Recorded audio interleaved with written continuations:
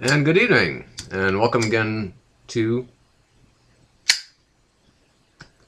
the Shadow Gallery.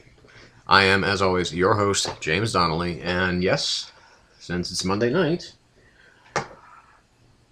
that little clock on the wall can only tell you one thing for certain, and that it's time for new comics, bitches!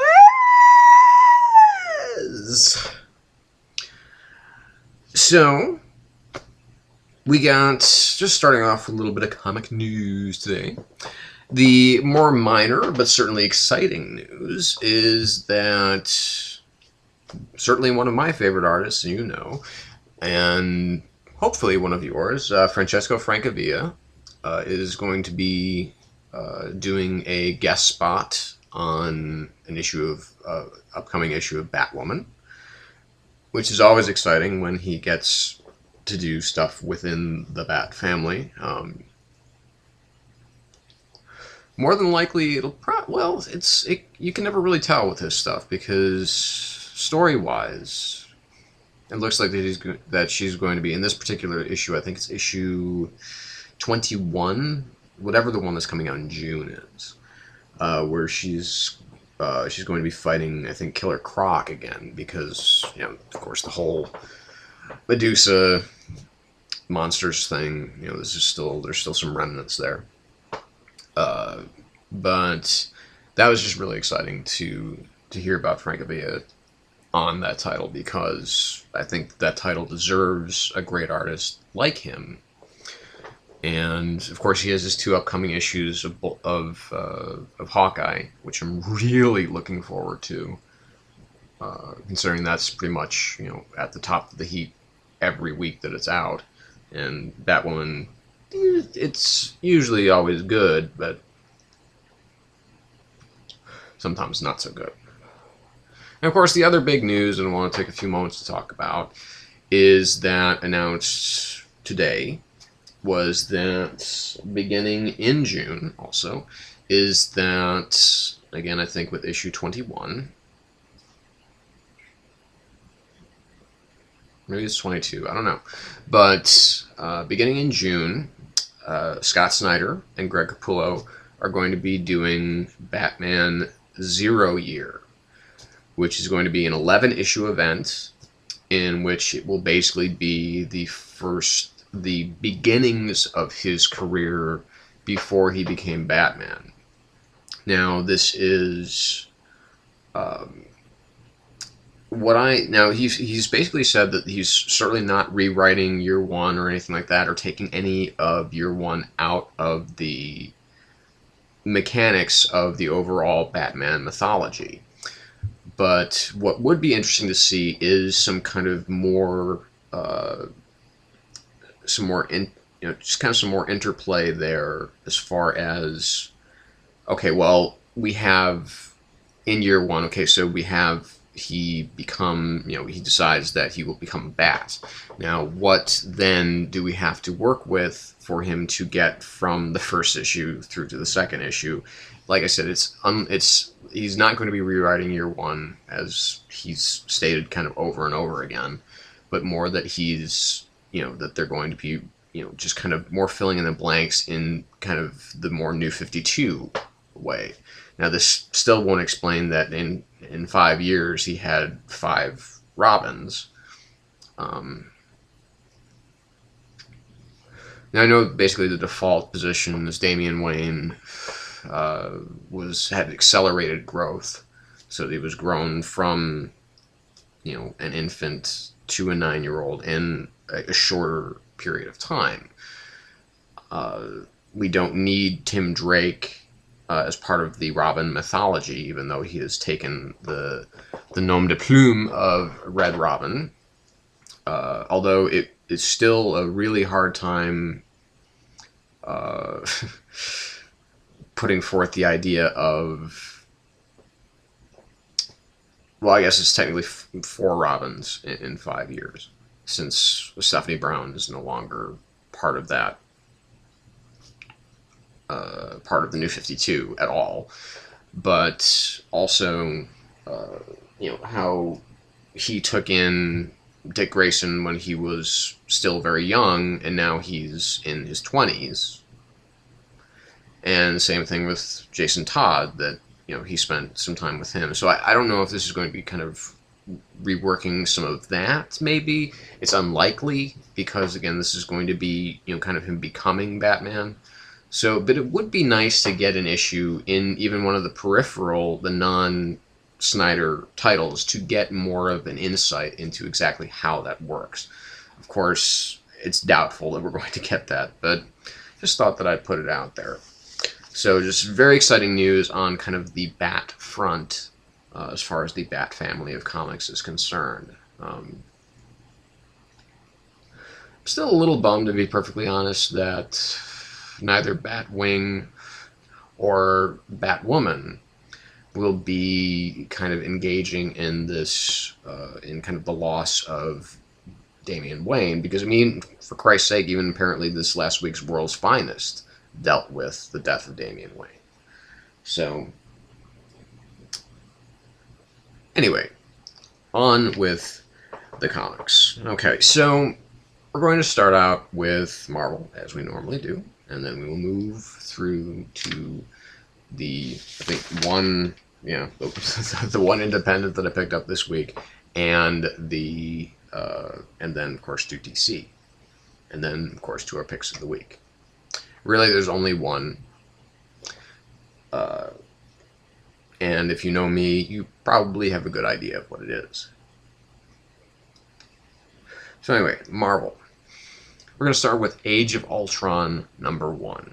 Okay, so this is the how many years in the planning big event comic for Brian Bendis and Brian Hitch coming together and doing writing and art, respectively, of course, and them telling of a future or parallel dimension, New York City, or maybe the entire world, that is now under the age of Hank Pym's, super mechanical construct that wants to obliterate all life on Earth. And that's where we open. Is we do not open in the past, or we don't open in the present. It is just, it's the future. So this is not a tie-in event, which is one of its bonuses. You don't have to read any peripheral titles, like with AVX or any of that shit. And so this will be kind of a standing alone. Whether or not this is something that will eventually come to pass, it's unlikely. But it's more of kind of a what-if scenario. What if Ultron basically defeated all of the heroes and, I don't know, obliterated a lot of the humans, and is now, at least for the time being, just seems to be running New York City. So that's where we are. That's how we open. And we basically we're following, in this first issue, we're following Hawkeye, who is armed not with his kind of standard bow and arrow. He has crossbows that he's using. The explanation of this, I'm assuming, is kind of present in the comic, but not really. And he's just putting arrows in lots of people in this. Again, all of New York is kind of like decrepit and destroyed and so on and so forth. I mean, huge holes in buildings and everything's just a fucking mess. And we have Hawkeye just putting, like I said, arrows into a lot of bad guys. It's not some, he's definitely killing shots. He's not dicking around. The one woman that he thought that he was kind of saving at the beginning does actually end up kind of turning on him, and he puts an arrow through her arm to disarm her.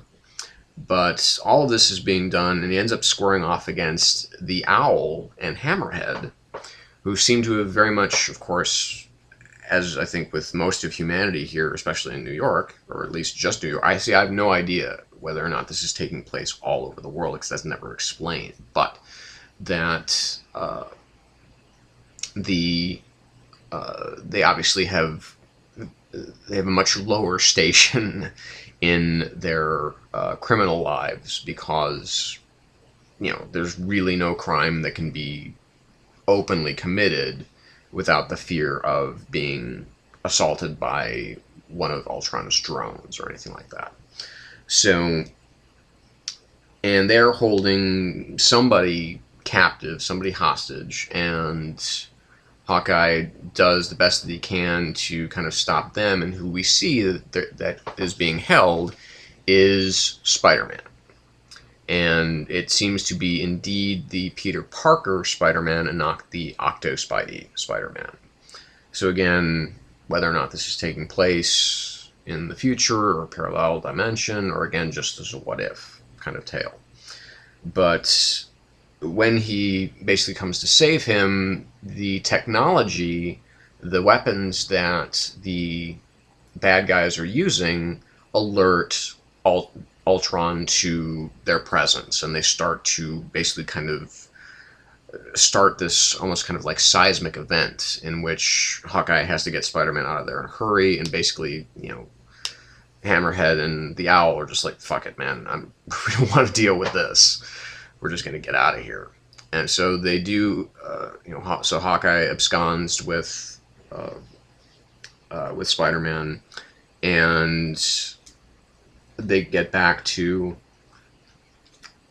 what I term the underground Avengers, because we have, there's Tony Stark, and there's Luke Cage, and so on and so forth. You have, a lot of the Avengers underground, kind of, it looks like kind of almost underneath Central Park somewhere. And they are really, really pissed at Clint, because basically they said if he left that he's not welcome back. And Tony ends up using this device to scan both he and Spidey to find out if somehow that they've been infected with anything that that Ultron might have put in them while they were out.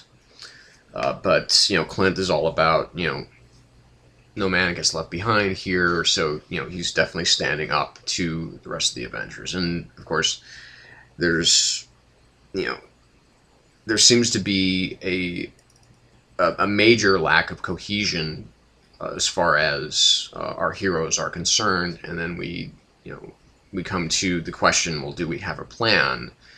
And one of them says, well, he's still working on it. And then we cut to this page of Cap. His shield is totally shattered. He's just sitting there, just looking completely defeated.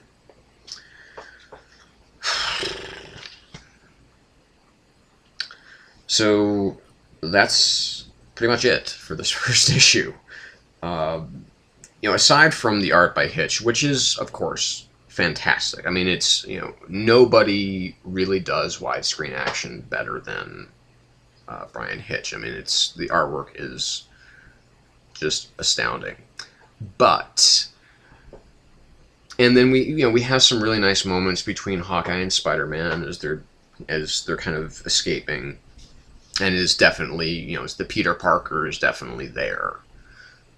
We get a really strong feeling that this is definitely Peter Parker that we're dealing with, not Octo-Spidey. So, again, however long in the future this might have been planned, however many years they've been working on this idea, this is not necessarily the best way to start it.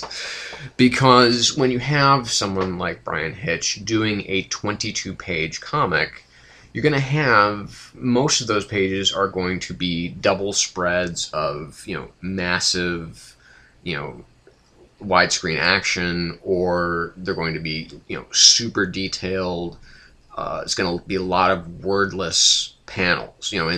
For instance, in the kind of escape sequence when they're leaving the seismic event, there is, it's kind of a neat thing that Hitch does, which is kind of, he gets that kind of kind of earthquake thing going as far as the art is concerned. It looks very disheveled, like, there's, these little kind of ghost images of the character, just, a couple of centimeters away from that person's head. I mean, in reality, of course, on the page, it's like a millimeter or two, but you get, and everything is slightly out of focus.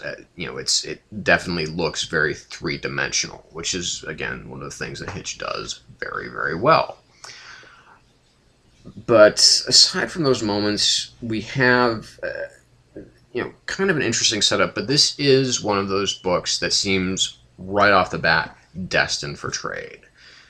It's basically saying, well, this will definitely work better when you have read, when you have the whole thing collected, because each issue kind of, it just kind of, not really a lot happens here. We don't get a sense of where we are, and I get the feeling that they don't want to over-explain things, but it might help to explain certain things, because, like I said, I mean, why, Hawkeye is, running around with, kind of these old-timey crossbows as opposed to his regular kind of bow and arrow and his quiver setup, is because he doesn't want to use any of his special arrows, I'm assuming, because some of them are technological in nature. So it's just the beats all seem like this is the beginning of a much larger story, which it is, but even the issue itself seems like it's just a prelude to something that should be coming in the issue. Like we should have some kind of announcement by Ultron saying, well, this is the world now,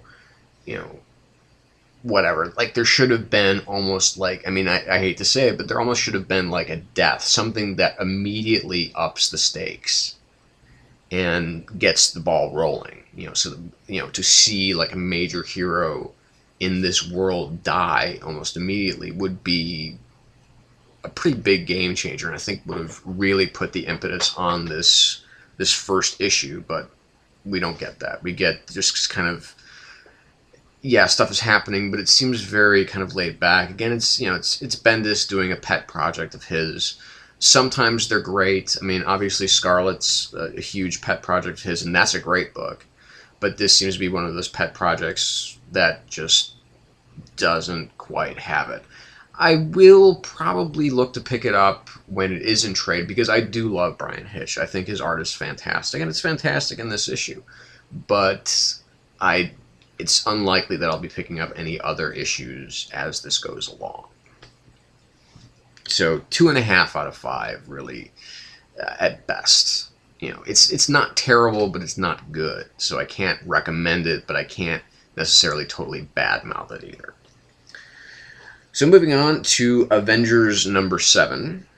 So basically we have, it actually, when I read the review of this on CBR, it never occurred to me that Night Mask was a character from the new universe. People as old as I am, or when I think Warren Ellis kind of reintroduced the idea of the new universe for a little while too. I remember getting the first couple issues of Spitfire and the Troubleshooters. Mark Hazard, Merc, or whatever his name was. I think it was Mark Hazard. Something like that. I remember those books. But I don't remember a lot of them because I really didn't get into I think DP7 was also and Strike Force Morituri. I think those were all New Universe titles. Anyway, so Night Mask is apparently is a throwback to the New Universe. Now we have Night Mask. He's giving kind of more portents of doom of the White Event, whatever that is. And it certainly seems like a very extinction level event. And he's talking to the various machines around Tony Stark, and he's getting information from them, because we see we see this event ripping through these other universes, these other continuities. And it's completely obliterating them. And finally, we do get to Universe 616, which is where, obviously this is kicking off here. And via some pretty interesting story, there's some pretty interesting story construction. They pull some kind of a nice bit of sleight of hand by letting us know, okay, well, where's the white event going to start? What is going to be the catalyst for this starting on Earth? And we get these intermittent shots of this university, and we get all these kind of we get this young couple that's in love, and we get these kind of strong these two strong young men talking together, and then we get this other guy in a science class who's super brained and everything like that, and they're discussing all these different types of theories of space-time and so on and so forth.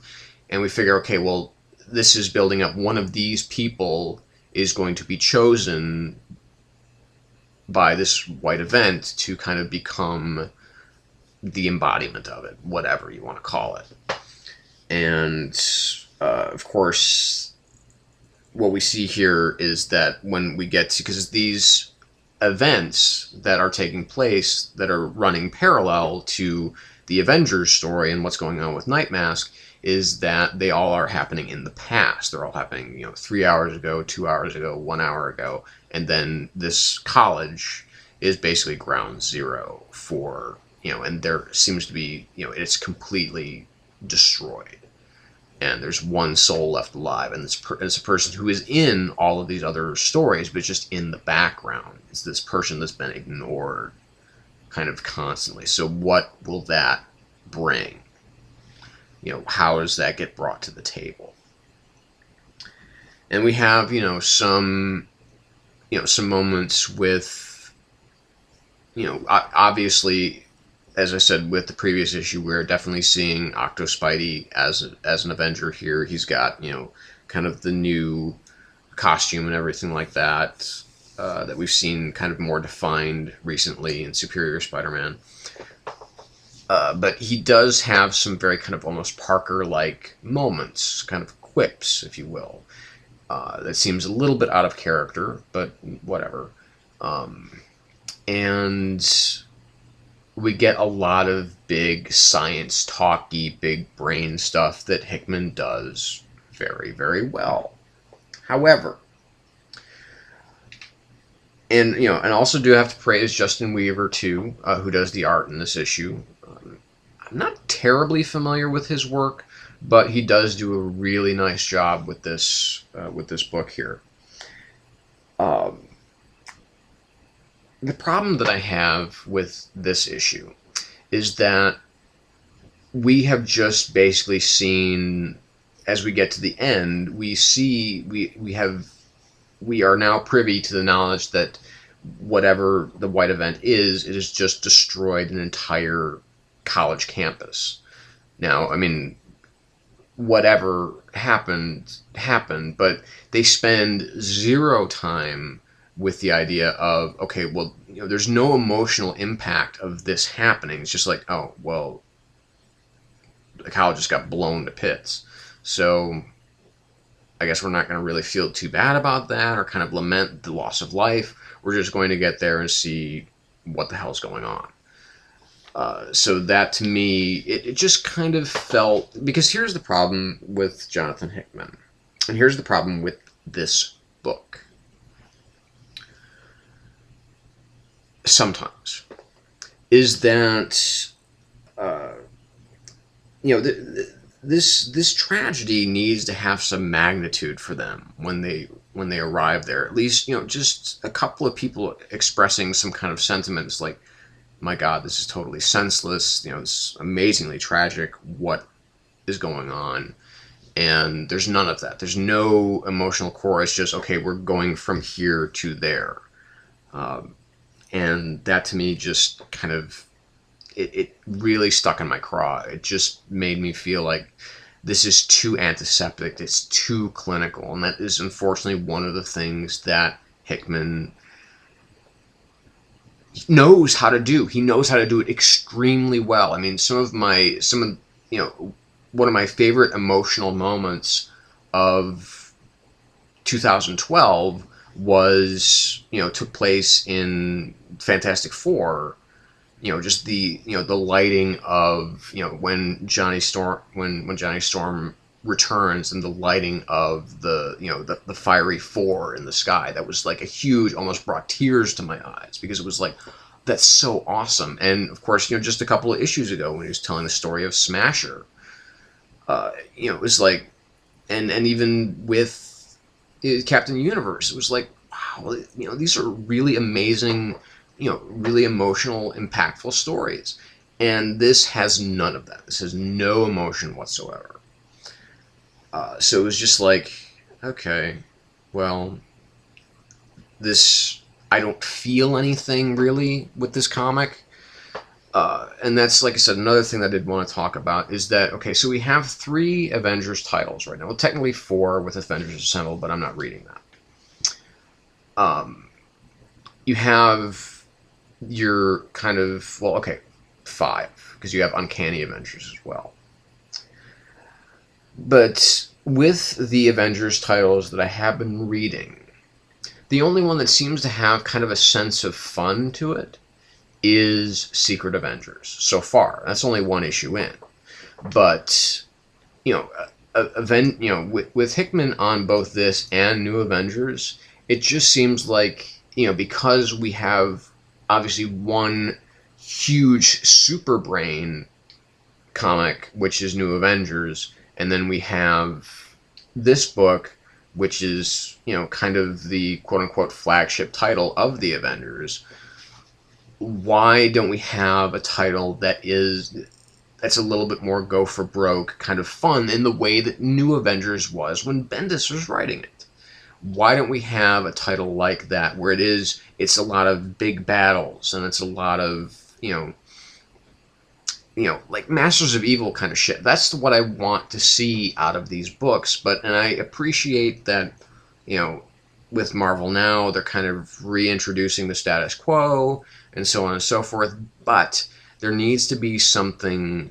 There needs to be a fun Avengers title out there. That's what I'm aching for. That's what I want. I want there to be one that is just kind of. I mean, it doesn't have to be happy, but it needs to be entertaining, and this is just not entertaining at all. But it is smart, which is where I can't fault Hickman ever for being smart, but I can fault him for not being fun, which is why this book gets 3 out of 5, really, at best, because it's just not that entertaining to watch, or to read and to look at nice pictures, really, really intelligent platitudes, if you will, but no real fun.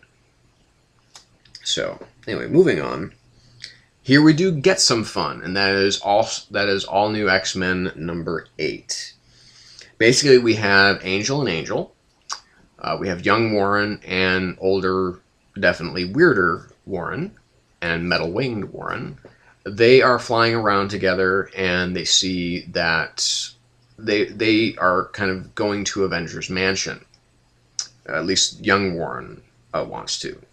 And they see that Avengers Mansion is actually now under attack by Hydra. They have these huge Hydra bots and everything like that. And they go into action almost immediately. More older Warren is kind of making the charge, and then young Warren is kind of following his lead.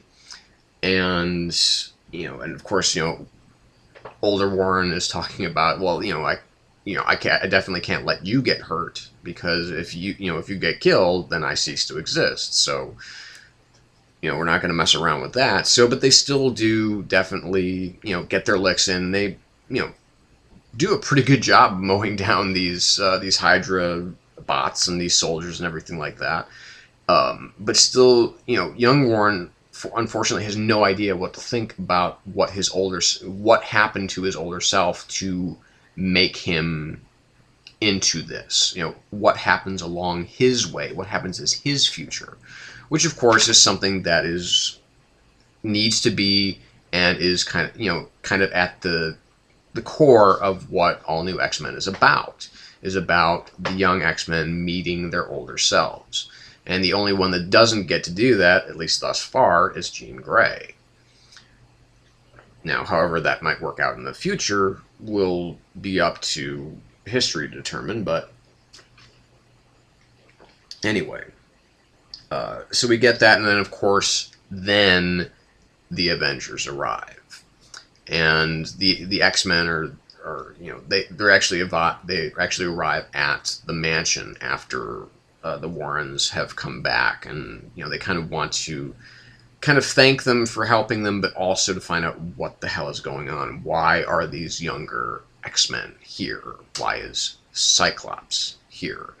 And there's some great moments in which you have Hank and Cap are in the foreground talking, and then in the background you have Kitty and older Iceman kind of playing the separate roles. Kitty playing Hank, and then older Bobby playing Captain America, and just kind of riffing on what they are probably saying to one another. And of course, it's all this kind of classic, the platitudes of Hank, the platitudes of Cap, and it's a really wonderful scene to watch. It's really very fun. And then once that's over, we get to inside. Warren is freaking the fuck out. He wants to go home. I mean, they've already made their decision to stay, but he's like, no, I want to go home. I want to get away from this. I don't want to know whatever happened. I want to get home. I want Professor X to completely mind wipe me of any memory of everything that's going on here. I want it to stop. I want it to go away. I want to go away. I want you guys to come with me. Even if you guys don't come with me, I'm going anyway. And all of a sudden, it's like, hey, who's hungry? And we all of a sudden know what, well, we didn't know at that precise moment, but in just a couple seconds, just a couple frames later, we do know what happened. And that Jean basically stepped in, and she is really, really getting used to using her telepathy pretty quickly. And she basically put kind of the kibosh on Warren's little freak out moment, because she has said, we made the decision to stay, we're staying. And you can't, don't even think about lecturing me about using my mental abilities to control other people's minds. Because this, you put us in this situation, she's talking specifically to Hank, older Hank, and we're going to make our way through it, and that is that. Nobody is going back until we get what we came for. And so you have really Jean Grey totally stepping up to the plate and really laying down the law for exactly what's going on. Now, this feels very awkward because it almost seems to, we have such a well-constructed book here. I mean, the beginning is terrific. The mid part is terrific. The ending is, while being really kind of left out of left field, it still works well because we are getting the sense now that these younger X-Men are changing. They are no longer kind of in the roles that they were normally in when they were in their own time. They are more, the kind of, leadership roles are kind of, Cyclops is, it seems to be very much no longer the leader here. And that is more, I think, the impetus of that has, the responsibility of that has really kind of fallen on Jean's shoulders, which is why she is so taking charge. It seems a little bit I'm worried about what's going to happen next with Jean, because maybe she's kind of a little bit too corrupted by her power now, by using this ability. But it's still, and because it does raise more questions for the future, is what exactly is going on with Jean. Is she just upset because she knows that she's going to die? What exactly is the problem here? What do we need to know that we don't know? And that's one of the reasons to keep reading this book. But another reason, of course, is that it's just a really, really good book. I mean, Bendis is obviously, he's doing a great job writing this book. He's writing the shit out of it. I mean, it's just, he does some really, really intelligent work here. And this is by far the best thing that Bendis has got going on right now, with the exception of maybe Scarlet. David Marquez on art. I shouldn't say by far, because, I mean, Ultimate Spider-Man is pretty fucking good, too. But this is currently kind of kicking Ultimate Spider-Man's butt. But again, this goes to the question of overextension, because, obviously Bendis with Age of Ultron, with Uncanny X-Men, with this title, with, kind of working on Daredevil End of Days, working on, what's the other Guardians of the Galaxy.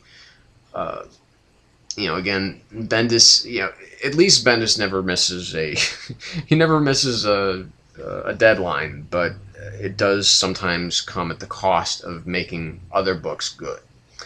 That is definitely what I felt with Uncanny X-Men, which is why I read the first issue and basically said, yeah, no, I don't really want to read this anymore. But this book, terrific. Dave Marquez, wow, on art. Just really, really terrific. So, the main problem that I have with this issue also, this is the biggest problem that I have, is that the Avengers being there kind of felt like it should have been a thing, but it wasn't really a thing. And that, for better or for worse, it happened. I just would have liked to have had more kind of FaceTime with the Avengers. But I get why they put them in there, is because, this is post-Avengers versus X-Men, and there is no real Avengers versus X-Men anymore, with the exception of those on the Uncanny side, who are kind of the revolutionaries. So these guys are the school kids. They're the ones that are doing the good things. So a very, very solid 4, close to 4.5 out of 5 for All New X-Men number 8. Superior Spider-Man number 5. I kind of almost wanted to leave this one to the end, but really I just want to get it out of my system talking about it. Is that obviously a huge disappointment last issue. I think they just really kind of fucked themselves and made it just a really, really bad. Slott and Kevin Coley just did not get their shit together last issue, particularly Slott. Can't really lay the blame on the artist for not. I mean, because Kevin Coley, just draws the pictures, but it's Slott that puts the story together, and he really fucked it up last issue, and he doesn't exactly redeem himself in this one either, because we do have, of course, we have more of massacring people, because that's what he does. He is a villain that I am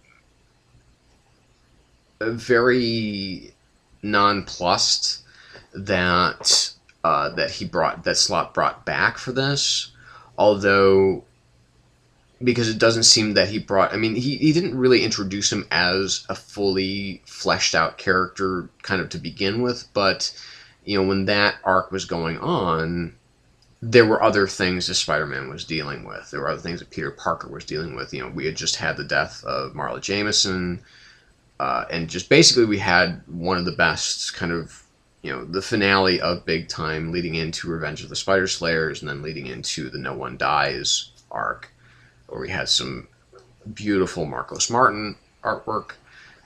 Just wasn't, you know, he didn't need to be a fully fleshed out character, but for this, it really seems like he did need more fleshing out. Than other than I'm just a human killing machine that feels nothing about what I do. So basically, we get this very fucking bizarre opening, which is basically with we get this whole thing with Massacre arriving at the head I don't know, the head board member of Mocha-Cola, and they're getting such bad press about how about what Massacre did, because he asked for a Mocha-Cola and he didn't get one. And that was kind of the catalyst that set off the massacre at the diner. And of course, she's talking about our Q rating, our PR is just it's at an all-time low. People hate us. People don't trust us. We're just we're shit out of luck because Massacre did all this. And here comes Massacre and basically tells her, you know what? I don't care about you. I don't care about what you want to do. But here's what I will do for you. I will, the next time that I kill a bunch of people in a public place, I will be wearing your main competitor's shirt, so that they will start getting the bad press, and then you'll be back on top. So we have that, and then and then we get Octo Spidey, doing all of these things differently, than Peter would have done them, to prove again that he is the superior Spider-Man. He has, his little spider bots. And they're going out all over the place, looking for Massacre and, doing whatever they can to find, apparently that Massacre has hostages that he's keeping, strapped with dynamite, so that if anyone tries to stop him, he'll just blow them up, until he just continues doing his massacring, because that's all he does. But then in the midst of all of this, we have Peter stopping off at the apartment, whatever, of the tutor that was suggested to him in the previous issue. And she makes some food for him. Apparently the food is really good. And, Ghost Peter has some words to say about, hey, you shouldn't be eating right now. You should be doing whatever you can to find Massacre. And that's when he kind of gets the signal that, well, Massacre's kind of been spotted or whatever. Or no, I'm sorry, that doesn't happen. Is that... he does, and the tutor, this character is a little person, and she knows all the ins and outs of this class that Peter needs to take, or that Octo Spidey needs to take in order to get his doctorate. And then once he leaves there, then he's back with Uatu Jackson. And he's basically pulling a Dark Knight, is that he's got his spider bots, kind of hooked up, and they're spying on everything and everybody, so that he can find Massacre. Just going all over the place and seeing just all these different things and collecting all this different data. And then that's when, okay, well, Massacre has, he's gone into Union Station, or Grand Central Station, excuse me. And he's, again, massacring people. And this is where the game changer comes, is that that Octo Spidey has already he's already saved the hostages, and so that, Massacre has nothing left to kind of gamble with. And Spidey puts some massive hurting on him and disarms him after however many other people have died. And yes, indeed, he was wearing the competitor company T-shirt when he was killing all of these people. And this is where the game changes. Is that all of a sudden, Massacre begins to feel fear. And it's the first time that he's felt any kind of emotion in however long since his family died in the car wreck, and that whatever got embedded in his brain that turned off all of his that basically made him a sociopath. And this to Ghost Peter, means that, well, this is a man that might be worth saving, but instead Octo Spidey basically says, no, you don't get a second chance. You've any chance at all that you had of showing anything like this does not change my mind. You are done. You're not going back to prison this time. And basically, Octo Spidey kills Massacre in cold blood. Now, and of course, here's J. Jonah Jameson hailing Spider-Man as a hero, that he killed Massacre. So it is, of course, it's interesting that we do have this shift in perception, that now that Spider-Man is decidedly more brutal, is when Jameson starts to like him more. And, as we saw in Amazing Spider-Man 700, when he's definitely putting the hurt on everybody, it seems all sorts of wrong for Spider-Man to be doing this, but this is when J. Jonah Jameson actually starts cheering him on, saying, hey, yeah, Spidey. And so, there's no way in hell that Spider-Man, that anybody could, basically murder in cold blood a disarmed man, mass murdering fuck or not. He's just, he's still disarmed. And to let him get away with this seems like a really egregious miscarriage of justice here. But whatever. And then that is when we have this epilogue where Octo Spidey comes to visit the head of the Coca-Cola Corporation and basically says, I know what you did. And believe me, you're not going to get away with this. You basically let a mass murdering psychopath go free and do whatever he wanted and do what he wanted to do, just as long as your company didn't look bad in the process. So basically saying that the bad people are going to continue to get punished, but it's mostly threats. It doesn't seem like he has something concrete, but again, that's for other people to decide. Basically, what seems to be happening here is that Slott is kind of getting lost in this monster that he's created of Octo Spidey, that he is using him to,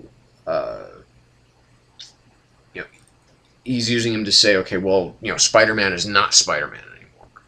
It is this much, much darker take on Spider-Man. And he's then trusting the audience to, no matter how much this might interfere or, just be very badly digested by fans of Spider-Man, just saying, hey, just keep reading. It will start to make sense at some point in time why I'm doing this.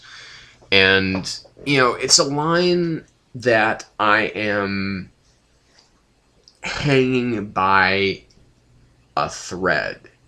Really, if the next book does not pick this up, if it doesn't start to get at least a little bit more interesting in the sense of just from a storytelling standpoint. I mean, the I mean, the model behind this issue was not very well thought out, it seemed like, other than it's a setup to show that this superior Spider-Man, again, can still do things that are superior to what Peter Parker was doing.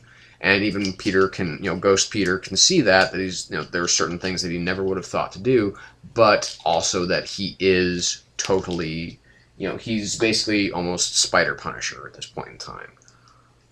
Is that he's willing to take lives in order to stop the bad people.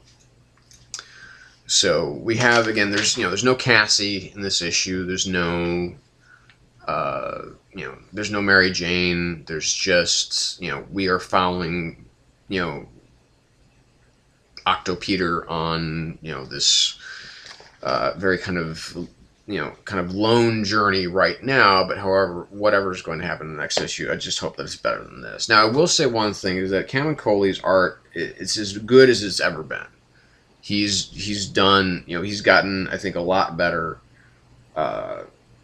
And, it's like, but the problem, again, with this issue is that there's too many strange, kind of batshit crazy moments to consider, even with kind of like the humanizing moment that we get with him and the tutor, where he is kind of being a normal guy, and not making with kind of like the supervillainy talk or anything like that. He's just kind of being himself, but not himself.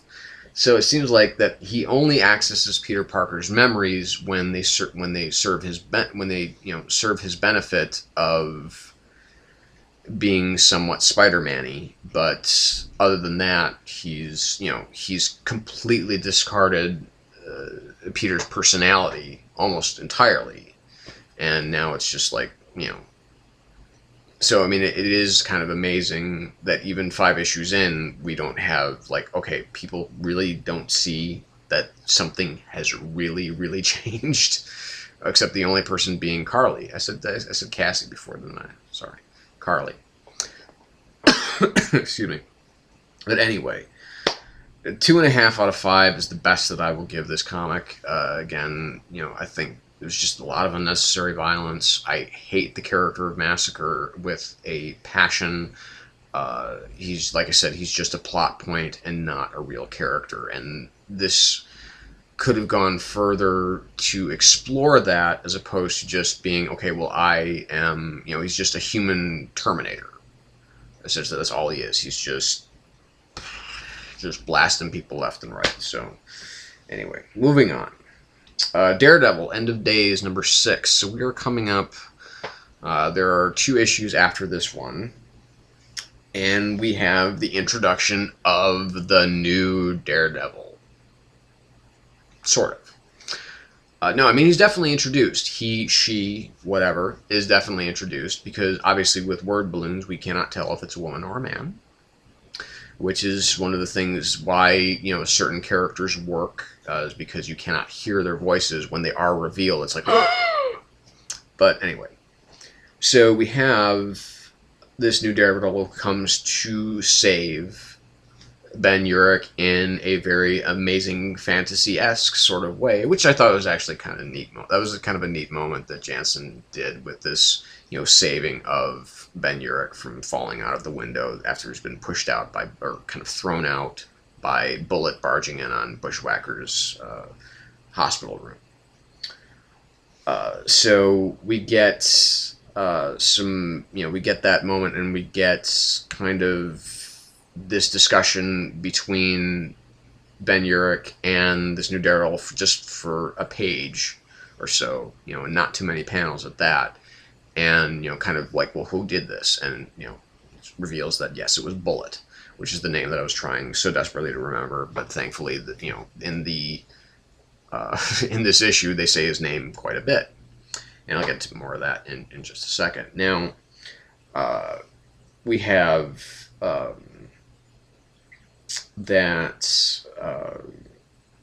we have Ben kind of recuperating in the hospital from this trauma, and comes to visit him is this young man Tim, who seems to be kind of more his not kind of foster child or adopted child, but just more of like someone that they just kind of took in, because it appears to me in the page that we see that David Mack kind of lays out what was going on with this kid. He was getting beaten by his father, and Daredevil came in to save him from his father, and ended up kind of taking this kid, this Tim, away from his father and giving him to Ben Urich to raise. And the kid basically says, eventually tells him that Bullet is dead, that he ended up becoming like you would have become had it not been for this new Daredevil, that, he splattered on the pavement. He was pushed out or thrown out of that same window. And, probably by this new Daredevil. And, Ben is espousing the virtues of, the real heroes. They don't take lives, they save them. And Tim is like, well, to be perfectly honest, I'm happy that he's dead, because he almost killed you. So, really, what could have, what is so good about this guy that he deserved, that he did, that he should have been saved? I mean, he tried to kill you. And of course, Ben is making the argument that Daredevil would never have done this. And it's like, well, didn't he curb stomp the Kingpin not too long before his death? So it would seem to make a case for, there should, that some men are so evil that they just deserve to die, no matter, what is going on. So Ben, of course, still chasing down whatever lead he can possibly come up with on the word Mapone, ends up meeting up with Leland Owsley, who seems to be kind of almost in a Kingpin kind of status, is that he seems to be on all,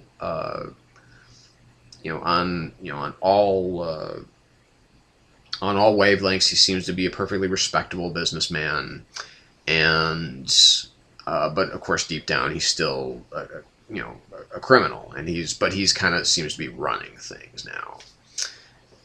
He even has actually, and he's talking about, how the old days, they were so crazy with, me and Daredevil and so on and so forth, but I'm a respectable businessman now. And then, in this moment is when he brings up Daredevil's mask that he was wearing when he was killed, that actually has the holes in it from where Bullseye punched his billy club through his skull, and it came out both sides. And, he considers it one of his favorite trophies, and basically tells Urich to fuck off, or I'm going to do the same thing to you. So when he goes back, he goes into a bar, and it seems like he's actually being kind of watched because there is this redheaded woman that's in the bar that he's at playing pool. And I'm thinking, well, is this Black Widow that's kind of watching him right now? What exactly is going on? But then he's trying to follow up another lead, and that lead is Zebediah Kilgrave, aka the Purple Man. And so what is he up to now? Well, while he's been in the bar, there is a news report that Leland Owsley was murdered. They was shot dead. And thinking, well, okay, now is this the Punisher again? Or is this Daredevil again? What happened? Because, as we do know, the Punisher is also on the loose as well. After his somewhat lengthy incarceration. But then we get, again, this call to meet up with Kilgrave. And, there's this, there's this really neat page drawn by Mac that, seems to, where he's speaking with Kilgrave on the phone, and, kind of his voice kind of kind of pulls you in, and Ben's kind of talking about he's not quite sure how his powers work, but he does feel compelled to go. And when he does arrive at exactly 6 o'clock, his secretary, who's obviously kind of under his thrall, opens the door, and there's Kilgrave with a bullet through his skull, dead. And who's at the window? Frank Castle. Boing. And it's just like, whoa. And it's just like, so it's like, okay, so we've got the Punisher is out now. So now is this really where the story is going? Because, Frank Castle did indeed say that, yes, he knows what Mapone is. He knows what Mapone means. But he's not going to tell Urich. So will this then lead, because we only have 2 issues left, will this lead to a confrontation between Frank Castle and Daredevil about what exactly is going on? So, like I said,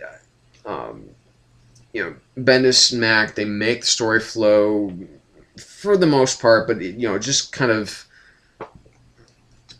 the momentum does, instead of it being kind of like a cool, like, whoa, there's the Punisher, it's just like, okay, so what did this story just become now? I mean, will it now become, it's going to be Daredevil versus Punisher again? Is the Punisher really, is the Punisher really Matt Murdock's greatest kind of enemy, if you will? Even though they've worked together any number of times, but they're always at odds with one another because, they kind of own, it's kind of the streets, seem to kind of be back and forth between them. But, Jansen, Bill Sienkiewicz, of course, doing, he only does 1 page really in this issue. Mack does the other kind of big splash pages. But, the art looks, really appropriate for this type of book. But again, just because of that ending moment, it really kind of caused me to rethink the issue. Is like, okay, well, I don't really know what's going on now. I feel like I'm lost. So this, because I don't know now what this story is going to be with only 2 issues left to go. So, but it's still a good issue. It's a 3.5 out of 5. So this is something you're going to see a lot this week, is there were not very many really good comics. There were a couple that were really good. There was one that was fucking great, and the rest of them are just kind of not mediocre per se, but they're just not that good. And moving on to something else not quite so good, which is Ultimates number 23, which is basically we have here, we have kind of the introduction of what we would call the West Coast Ultimates.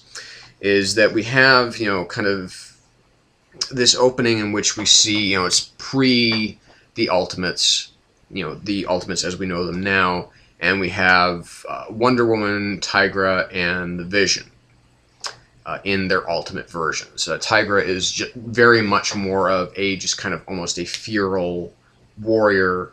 Wonder Man is kind of a Hulk, if you will, almost like super roid rage kind of guy, and Vision is just this totally passionless robot, and basically they are hunting Osama bin Laden.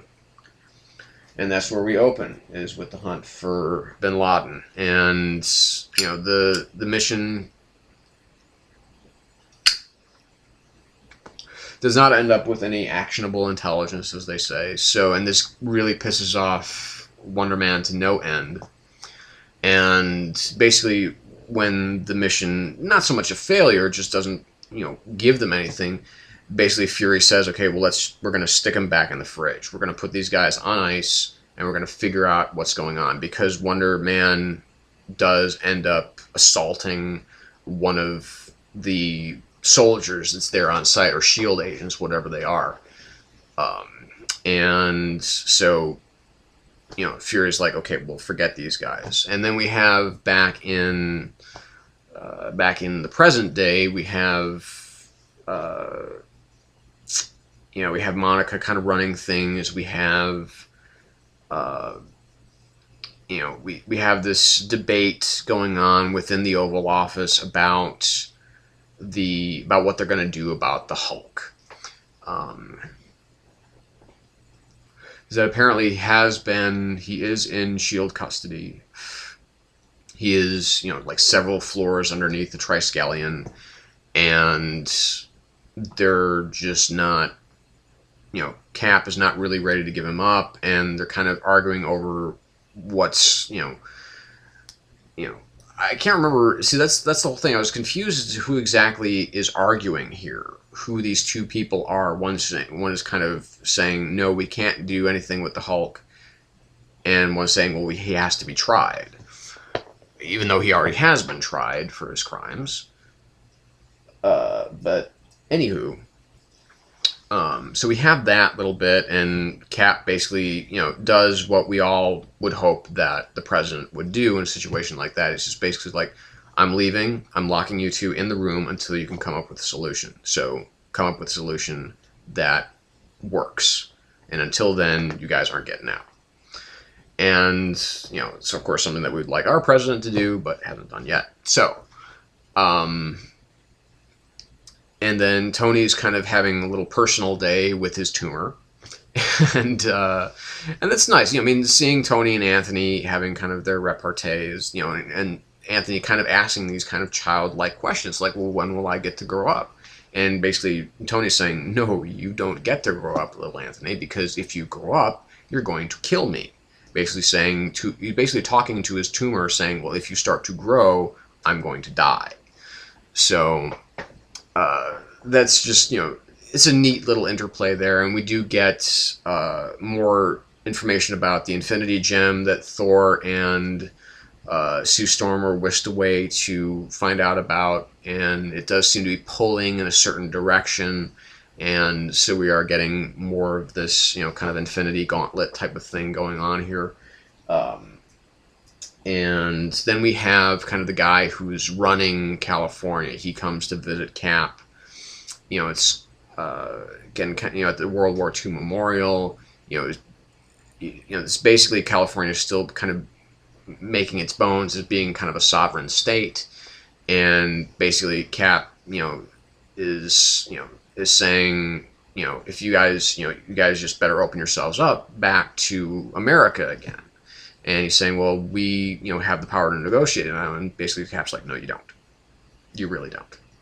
You're not going to get any kind of special considerations from me. You are going to come back into the Union. And this is, of course, when our guy takes back off for California and says, you know what, fuck it, release the hounds, and as Mr. Burns would say. So that is when the Black Knight is activated, as part of this West Coast initiative. And who seems to be the first targets of the Black Knight other than Tony and Anthony. And Black Knight seems to have a real strong grasp on technology and has this massive kind of almost, maybe even superior to Iron Man's armor.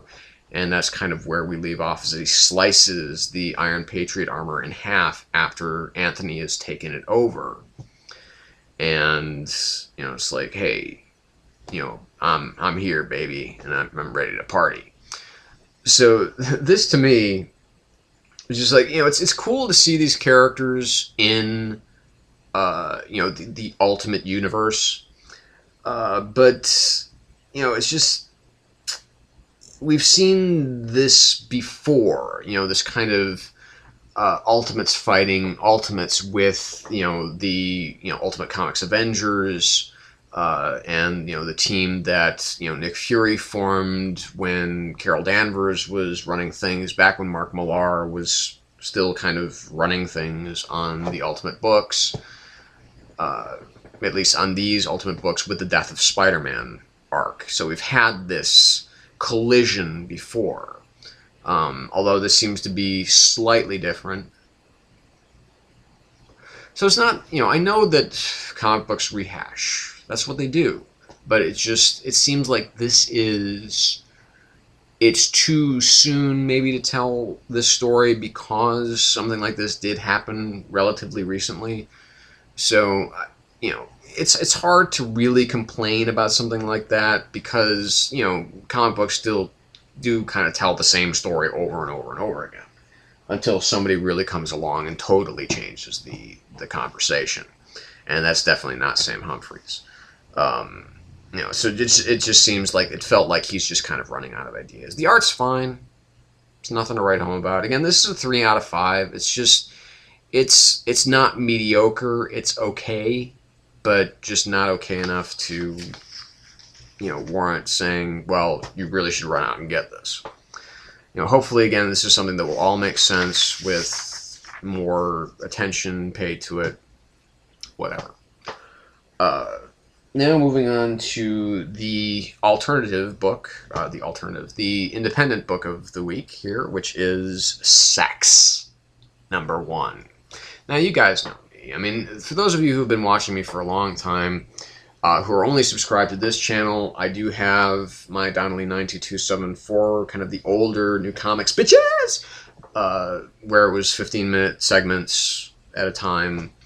That still exists, of course, and in one of those I did come out and confess to you all that I'm a big fan of superhero porn. I like superhero porn. Superhero porn just makes me kind of happy because I like watching essentially what amounts to professional pornographic actors do cosplay. That's essentially what it is, and watching them fuck one another, and it's amusing to me.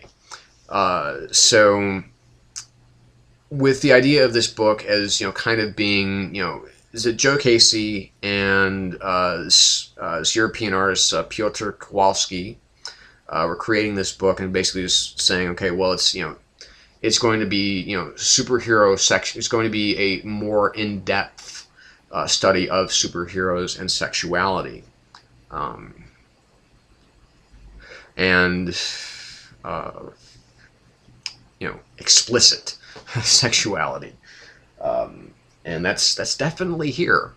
But basically, we have this billionaire named Bruce Wayne. I'm sorry, Simon Cook.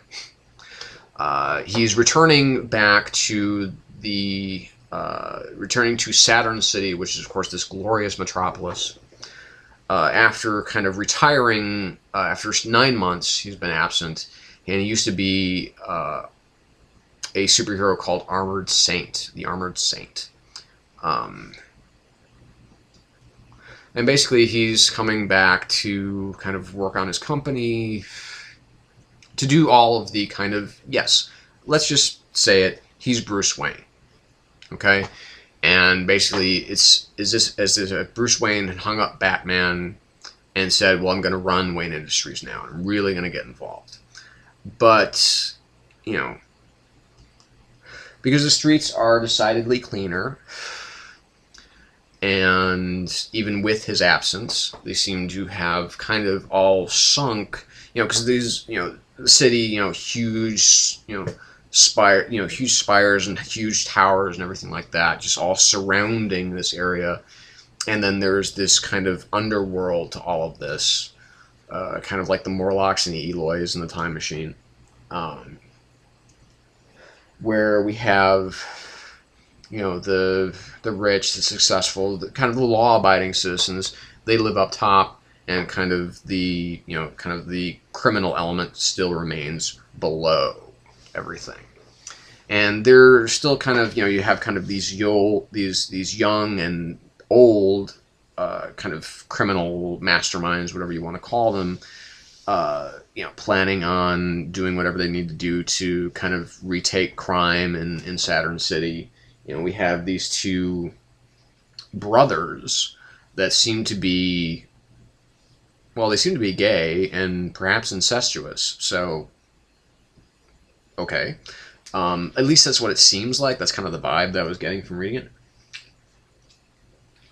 And we have the old man who is very decrepit looking, but still has, the kind of moxie that, he needs to get organized crime up and running again.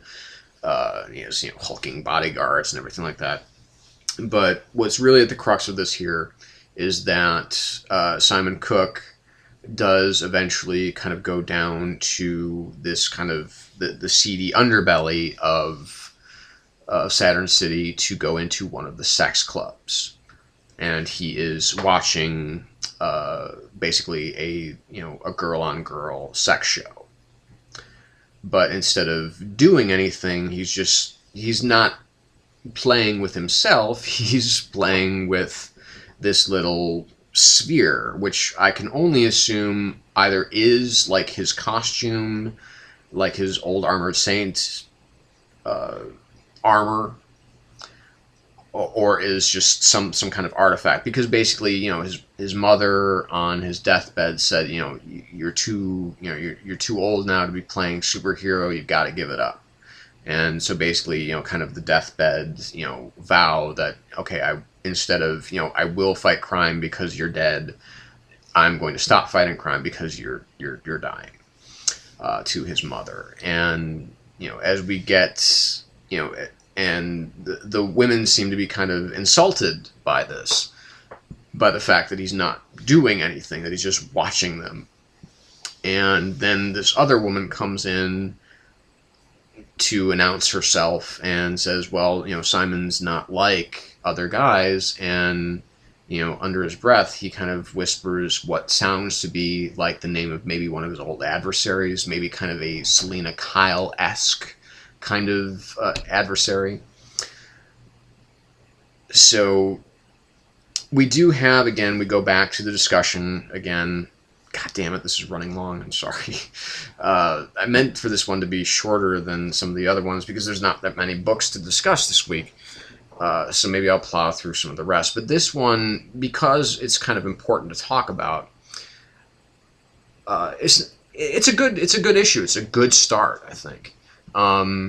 Anything about superheroes and sex is going to have, I'm going to be looking at it at one point or another because it is a dynamic that is obviously very present in all superhero comic books. The idea of sex and violence, the idea of kind of the fetishistic qualities of putting on an outfit to go out and fight or commit crime, and, how that affects, can you really have, how healthy can your life be? And also, how healthy can your sex life be when you are this, when you are this person, when you are this hero or this villain most of the time. So, and it does, yes, again, the kind of age-old question of, is it art or is it pornography? This does very much kind of cross the line more into pornography.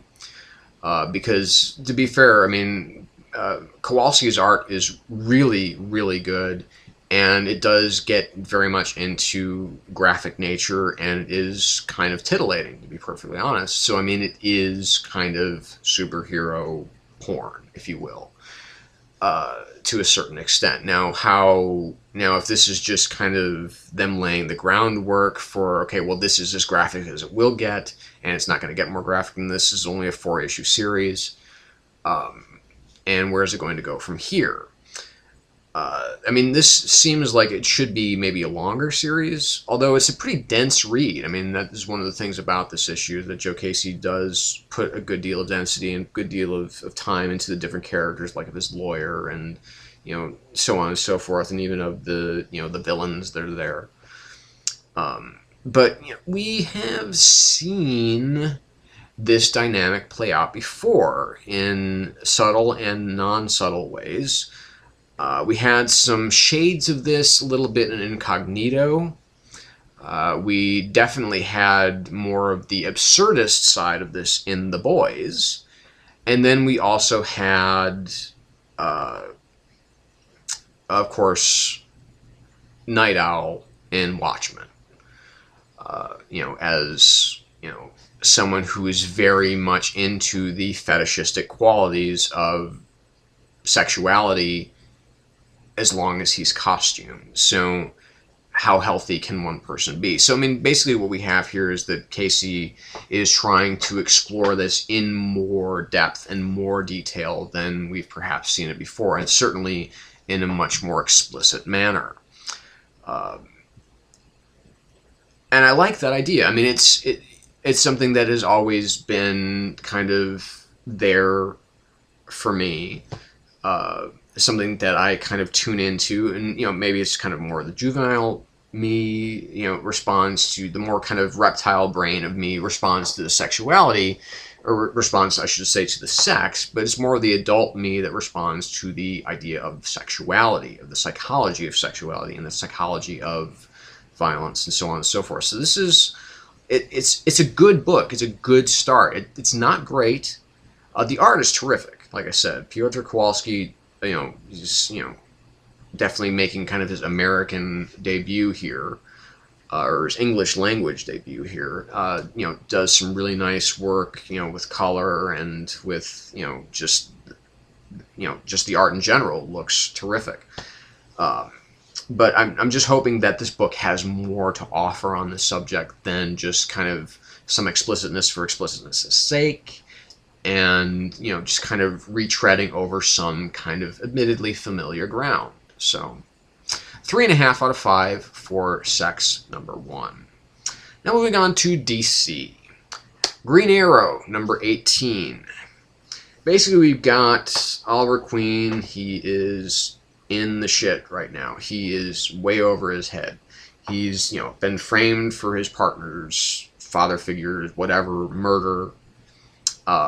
And he needs to consult, since he's now part of Justice League of America, which sold over 300,000 copies. Wow.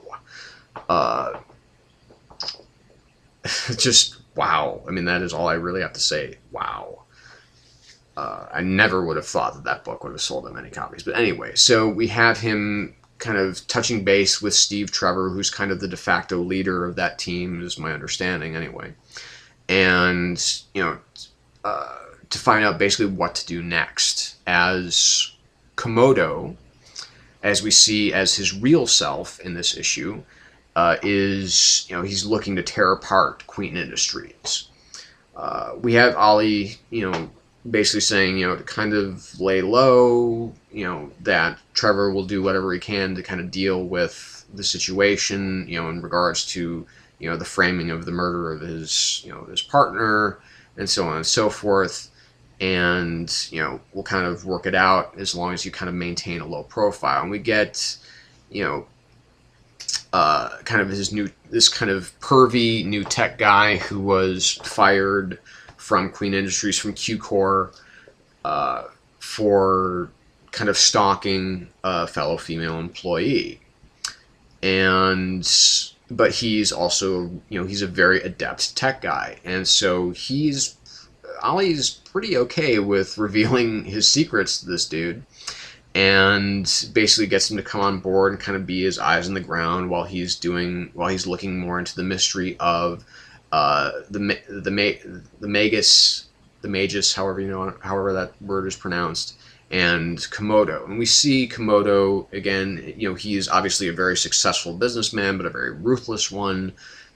We see him and his daughter, who he is going to take to work, and apparently that work that he's really talking about here is that of what is that at least 2 of the people that we thought died in the previous issue in the explosion at Q-Corps did not die. One of them is apparently much more loyal to Oliver than the other, because this guy, for his trouble, gets an arrow right through the fucking head by Komodo when he fails to spill his guts and tell Komodo what he needs to know about Q-Corps and about Queen, about everything that he needs to do and how he can find him. And the Magus is basically telling him, you have to get back to the island. You have to get back to the island. It's not safe for you here. You have to get to the Black Mesa in Arizona. What exactly that means, because we do see him walking there at the beginning, and we saw him there at the beginning of the previous issue, and and he just, so whatever the, kind of the significance of that is obviously something that they're working up to. But of course, we have really Ali again in over his head. This guy Komodo is definitely perhaps a better archer than even Oliver is.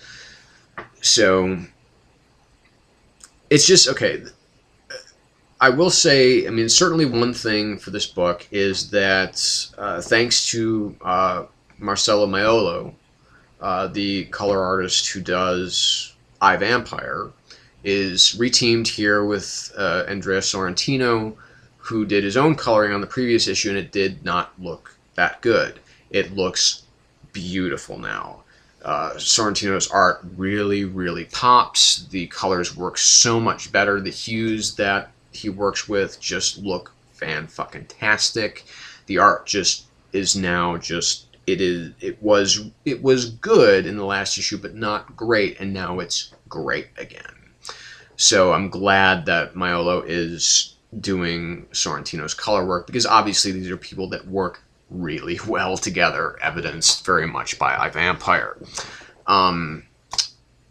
But honestly, it's just, again, like we've talked about before with Brian Bendis, I think that Jeff Lemire is honestly getting a little overextended here, because this book is not jumping out at me the way that his work on Justice League Dark is, his work on Frankenstein Agents of Shade did, or his work certainly on Animal Man is. I think when you start to overextend yourself as a writer is when you start to run into trouble. Although there's really one person that doesn't really seem to be affecting all that much, and that's Scott Snyder, because everything that he's worked on, to be perfectly honest, is pretty fucking awesome. From American Vampire, even though he's taken a hiatus from that, to Batman, to, other titles, so on and so forth. He's got a lot on his plate, and he has had, a number of titles going on at once, and it never really seemed to hurt. So, it just, the law of averages suggests that one of these books will suffer. Justice League Dark is definitely not suffering. Animal Man is definitely not suffering. So this one kind of is. And again, it's not that it's bad. It's actually a good issue. But it's just not what I'm used to from Lemire. Basically, that's it. So 3.5 out of 5 for Green Arrow number 18. Phantom Stranger number 6. Yes, I'm still reading this. Basically, with... we have now Gene Ha is on art. Bernard Chang is out, at least for the interim, or out permanently. I have no idea. So the art does look a little bit better. Basically, we have Phantom Stranger takes a trip to Vegas to take on Belial and his two brothers in a game of high-stakes poker.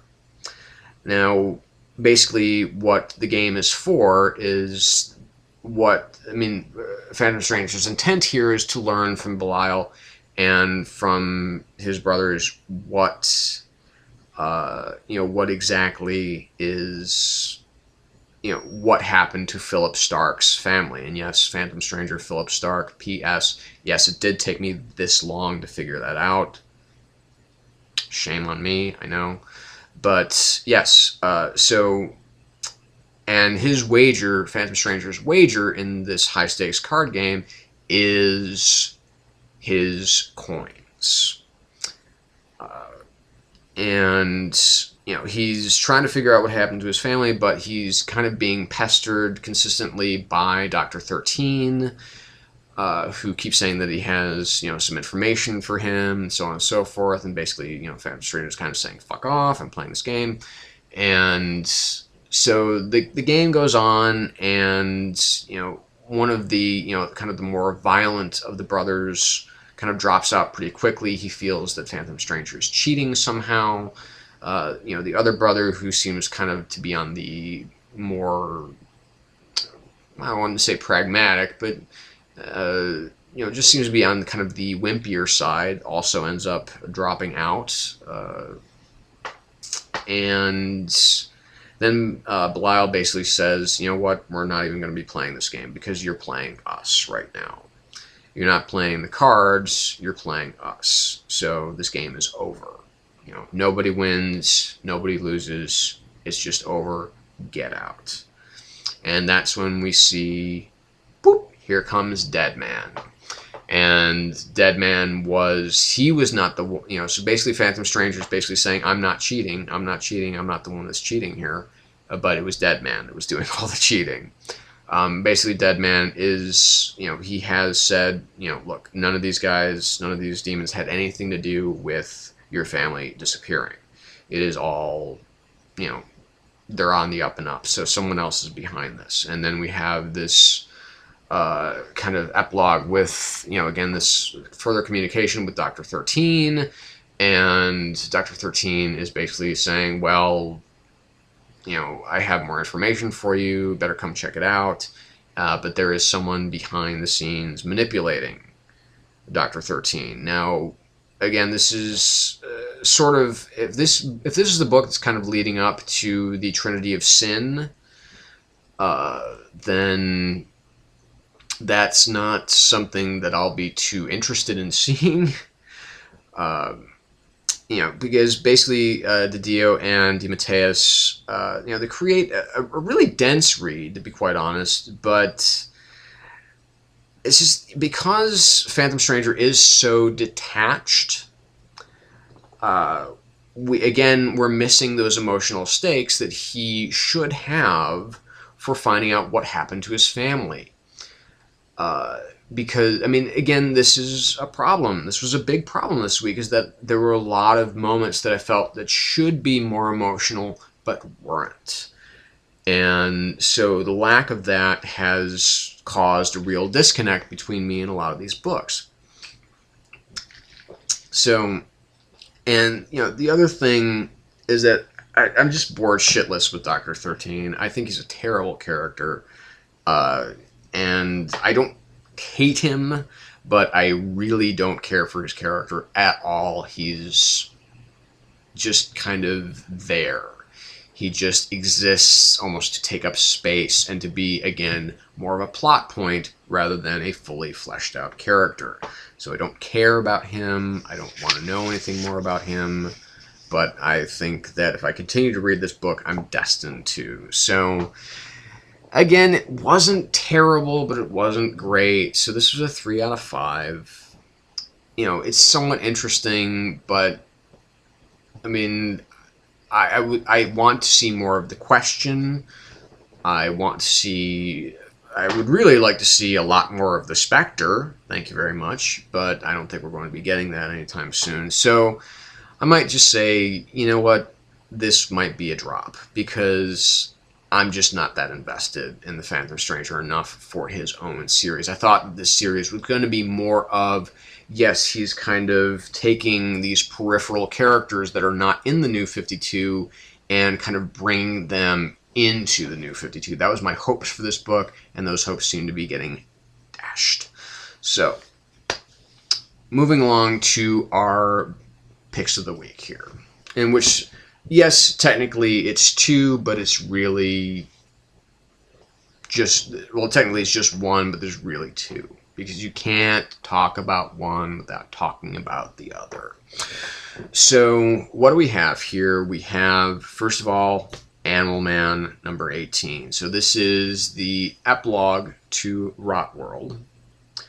And basically, Buddy returns through the kind of vortex created by the Parliament of Decay to go back, to go back in time to the present and to stop things before everything just gets totally fucked again.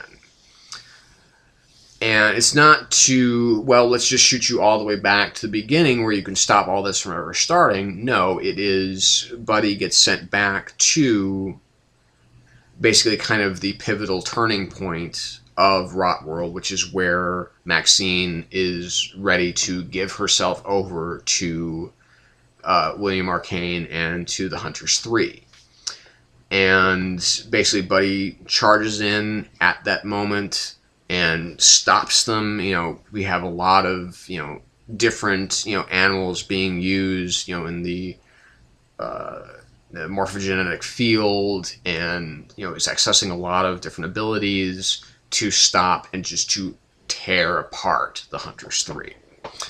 And therefore saving his family, saving Maxine, saving Ellen, saving Cliff, and saving Socks, and saving Ellen's mom.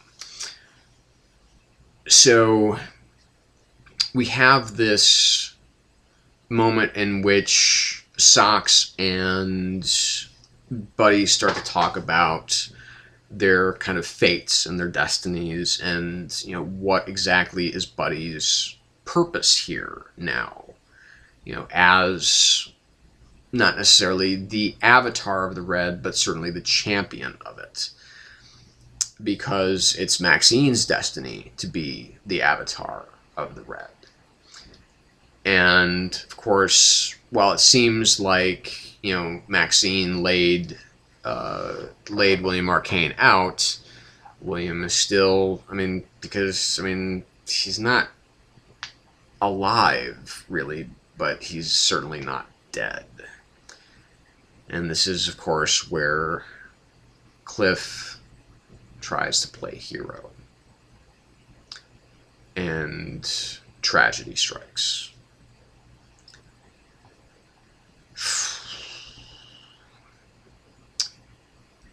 To this book's credit, and which it deserves a great deal, Jeff Lemire and Steve Pugh do a masterful job with this issue. Every beat hits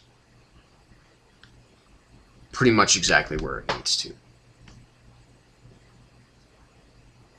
But to the detriment of others, or to the detriment, I should say, by others, and a little bit by themselves. The detriment of others kind of comes from, we have just had a particularly tragic death with Damian Wayne. I know, Matt, that Lazarus Pit is handy, but let's not focus on that too much right now. Let's let this play out, okay, as the tragedy that it is. So having this loss in this book, and also because we've seen something like this happen on Grant Morrison's run when he was doing Animal Man back in the 80s and the 90s. And we had the moment where Buddy's entire family was murdered by these these hyper industrialists, and that considered Animal Man as a threat. I remember, that's the kind of ex machina story arc that was eventually collected, and that is, it's a brilliant work by Morrison. When I could count on him to pretty much do everything, he made all of his stuff was pretty awesome back then. So it does lose some of the impact that it should. It was definitely a shocking and a tragic moment, but at the same time, it's like we're kind of, again, treading on some familiar ground here. And so therefore it loses some of the impact that it should have. Now, the thing about Animal Man is that it's a family it's a book about family. It's a book about the four of them, about Buddy and Maxine and Ellen and Cliff. And so a death like this is of particular importance, but should have had more impact here. It didn't really kind of make me choke up or anything like that, or make me say, I mean, it was more like oh man, fuck, that sucks. But it, you know, I wanted it to be more of a punch to the gut, like Batman Incorporated #8 should have been. And like, you know, when you go through, deaths in the comic book world, there are a lot of really awesome deaths that take place, and where it is like, holy shit, I cannot believe they just did that. So this one, I think that it should have been somebody else in the family, or maybe even Socks would have been perhaps more apropos, if you will, but I kind of almost thought it should be Ellen. Because, okay, I'm going to kind of spoil it here in case, you know, but whatever. If you haven't read it by now, you might not be reading in the future. So, the death here is Cliff, if I didn't kind of already spoil that. But to have another child die, I mean, that's, again, it should have been more. I would have, if someone was to die, I would have almost preferred it had been Ellen, because that does leave the door open for perhaps some more interesting storytelling, and it does, you know, the death of a child is something that seems to be happening a lot lately, and I prefer not to see it, so it does make me feel a little bit queasy as well. So, but again, like I said, to their credit, this is an excellent book. This is a 4.5 out of 5, very solid. Like I said, the only thing that takes away from it is the fact that it is, unfortunately, something that we've seen before in this very title, but just not to make, and even this might not be final. Who knows? I mean, because obviously Grant Morrison brought the whole family back, you know, in the Ex Machina, in the very famous Ex Machina issue. Or Deus Ex Machina. That was, I keep, you know what I'm talking about anyway. So 4.5 out of 5 for Animal Man #18. Book of the Week, Swamp Thing #18. This is Scott Snyder and Yannick Paquette's farewell to this series. Scott Snyder's final issue. And basically, he has told the story in its completion. This is exactly, I feel, the story that he wanted to tell from the get-go. I just wish that he could stay longer, to be perfectly honest. But basically what we have here is the story that he's been telling ever since the beginning. We finally get to where he's been wanting to take this, and which is that, similarly like Buddy, Alec does get pulled back through by the Parliament of Decay, and gets placed to the moment where Anton Arcane is about to basically rip Abby apart and, you know, kind of stuff her into all of his little, you know, little mini little mini-me's for Abby, mini Abbies.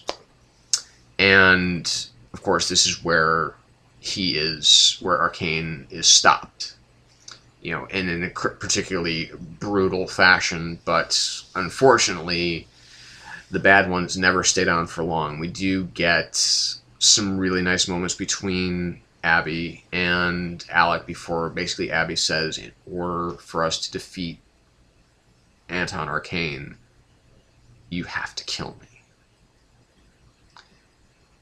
Because only through becoming the avatar of the Rot can Anton Arcane be expelled from that position. And